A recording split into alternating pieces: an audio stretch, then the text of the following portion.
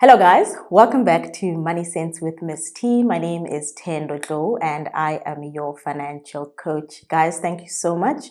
The subscription numbers have gone up. The engagement is up there. Thank you so much. Really appreciate the support on the channel. On today's episode, we will be just taking it a little bit further on our series called Investing in Our Kids.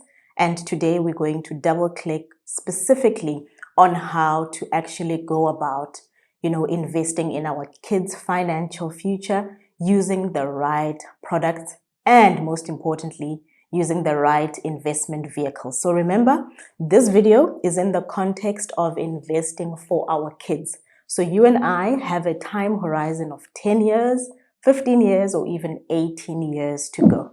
So the structure that we are going to use on this episode is I'm just going to walk you through 3 areas that I want us to first of all get a good understanding of before we even get to a place where we are, putting our money in these investment areas, right? So I'm going to talk about 3 areas. The first area is the investment vehicle, and then we'll talk about the investment product, and then lastly, we'll talk about the investing platform. So let's start with the investment vehicle. So remember, guys, this is not the investment.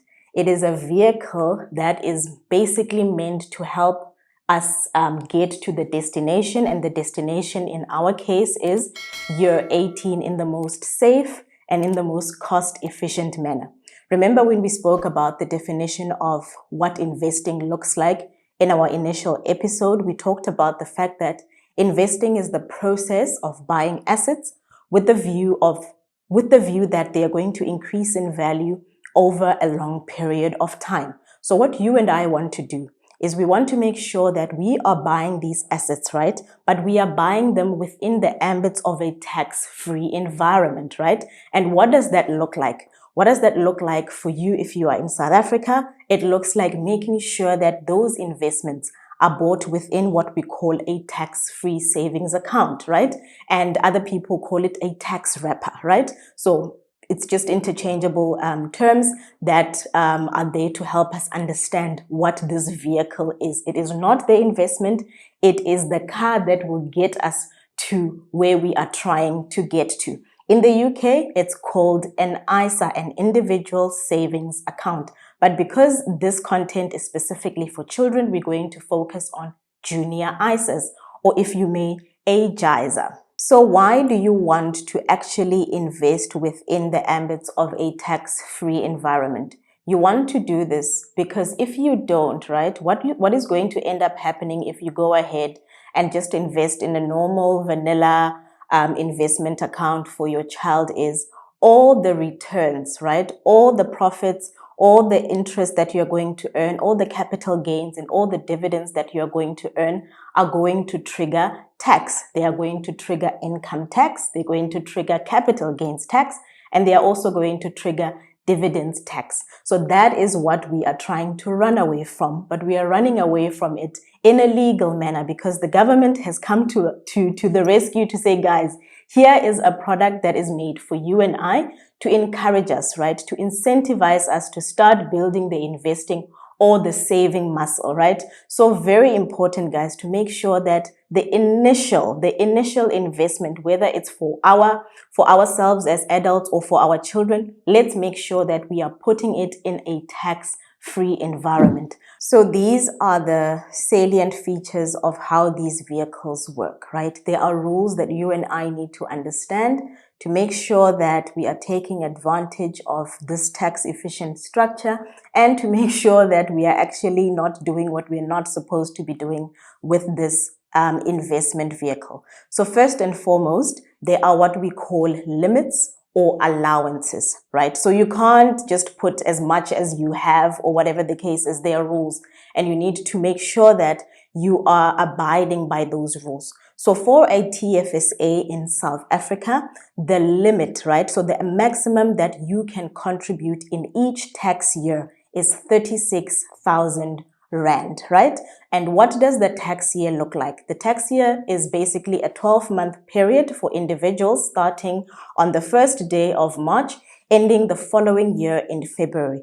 So what does this mean for you and I? It means we have this 12-month cycle to contribute up to 36,000 Rand. We cannot go beyond that, right? We cannot decide, no, Mina, I've got an extra 1,000 Rand. I'm going to contribute 37,000 Rand. No, that's not allowed. Actually, if you do contribute more, you're going to be penalized by SARS. But what a lot of us are not also cognizant of is if you do not have the 36,000 Rand, you can schedule it on a debit order basis and contribute as little as 500 Rand a month, depending on which asset you are actually going to invest in. Now let's move on to the UK. If you're sitting in the UK, we have what we call our JISA, right? Our junior ISA. And the limit or the allowance that we get for our kids is £9,000. Remember, this is different to the allowance that we get as adults. As adults, we get £20,000, but children get an allowance of 9,000. What does this mean? It means this is the maximum. This is the most that you can contribute towards this account during our individual tax year, which speaks to April of this year to the following year in April on the 5th and on the 6th. I hope that makes sense. The investment product.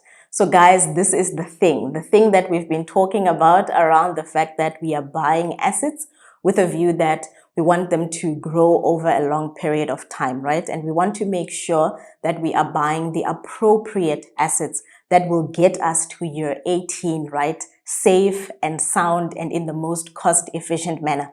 And if you did not watch the initial video where I was talking about, the value of compounding interest and the fact that we are basically long-term investors and we are not traders, please just check that out, just so that you have a good foundation of why we have arrived at investing in equity versus any other asset classes. So let's start off with South Africa. So there are many assets that you can put into this TFSA.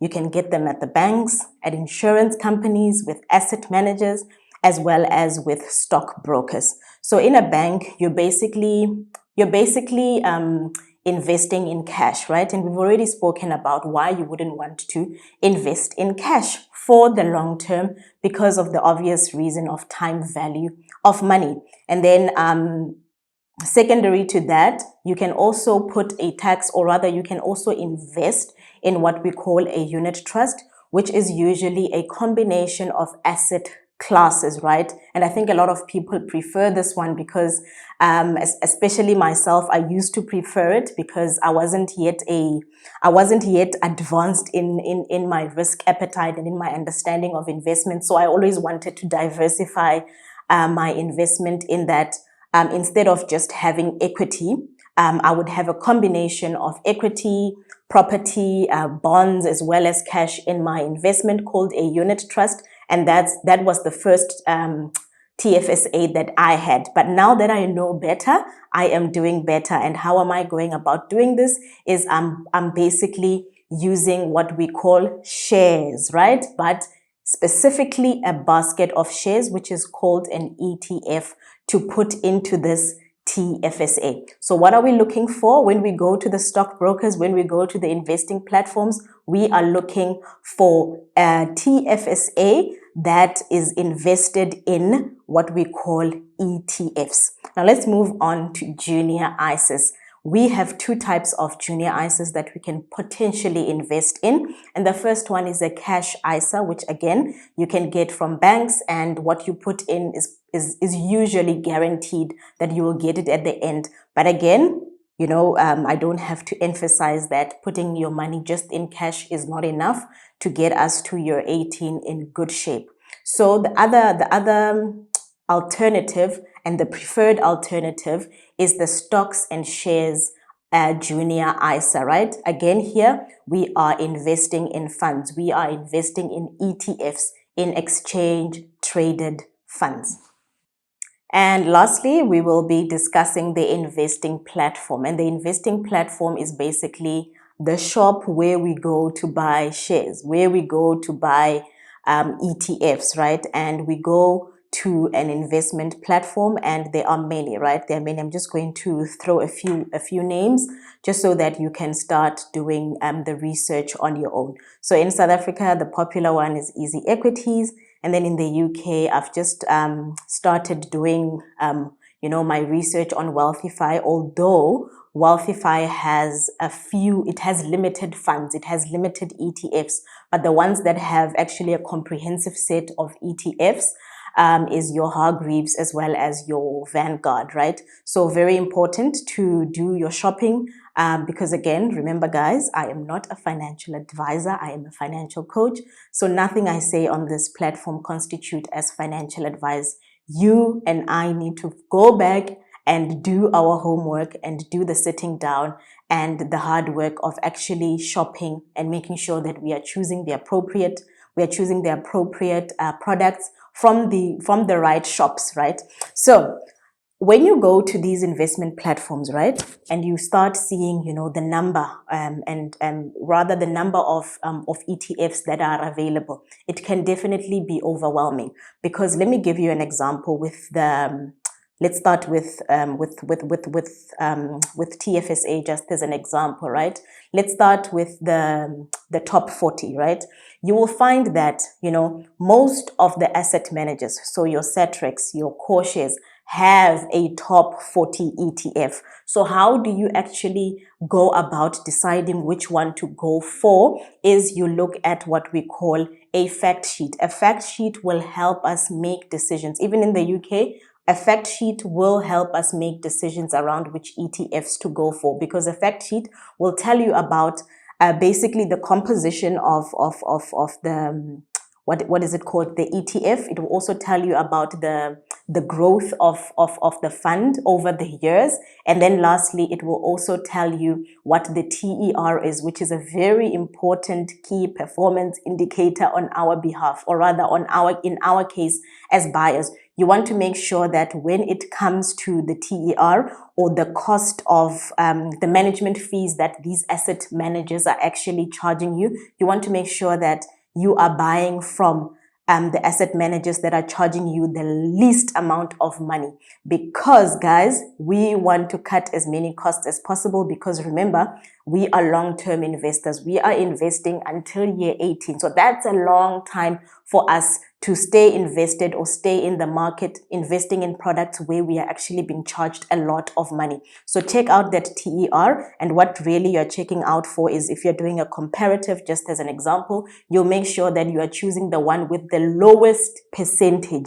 That is the cheapest one. And that's a wrap, guys. If this is your kind of content, please do let anyone in your corner know about this content. Share and spread the word. And if you would like for me to actually show you how to go about accessing these platforms, these investing platforms, whether it's Easy Equities or Wealthify or whatever the case is, let me know in the comment section, and I'm more than happy to hold your hand and walk you through this journey. I look forward to hearing from you, and don't forget to subscribe.